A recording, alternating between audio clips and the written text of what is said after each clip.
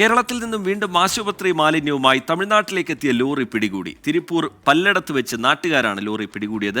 ലോറിയിലുണ്ടായിരുന്ന 3 പേരെ കസ്റ്റഡിയിലെടുത്തിട്ടുണ്ട്.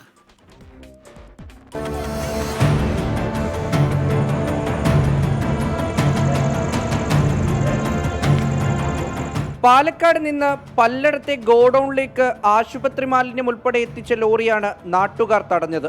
പല്ലടം സ്വദേശി പൊന്നുസ്വാമിയുടെ ഗോഡൌണിലേക്കാണ് ലോറി വന്നത്. പൊന്നുസ്വാമിയുമായി ഉണ്ടാക്കിയ കരാറിന്മേൽ കഴിഞ്ഞ 6 മാസമായി ഇവിടെ കേരളത്തിൽ നിന്നുള്ള മാലിന്യം എത്തിക്കുന്നുണ്ട്. മാലിന്യം രാത്രി കത്തിക്കാറാണ് പതിവ്. പലതവണ പരാതിപ്പെട്ടിട്ടും പോലീസ് നടപടിയെടുത്തിട്ടില്ലെന്ന് നാട്ടുകാർ. എനിക്ക് വേണ്ടാണ്ട് இன்னைக்கு കേരള അങ്കടമില്ലെങ്കിൽ തമിഴ്നാട്ടിൽ തന്നെ വേസ്റ്റ് പോടുക നമ്മൾ ഒട്ടിരിക്കறோங்க. ലോറിയിൽ ഉണ്ടായിരുന്ന 3 പേരെയും നാട്ടുകാർ പോലീസിന് കൈമാറി. തമിഴ്നാട് സ്വദേശിയും മലയാളികളും ഇക്കൂട്ടത്തിലുണ്ട്. ആരോഗ്യവകുപ്പ് അധികൃതർ സ്ഥലത്തെത്തി പരിശോധന നടത്തി.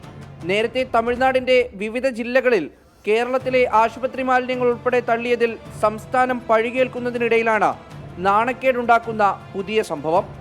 24 ചെന്നൈ.